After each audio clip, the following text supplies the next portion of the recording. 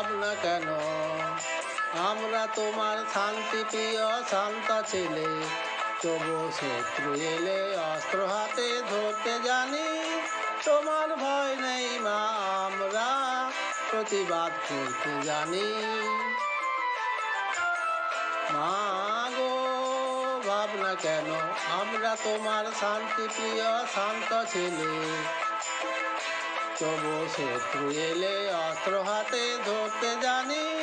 তোমার ভয় নেই মা, আমরা প্রতিবাদ করতে জানি।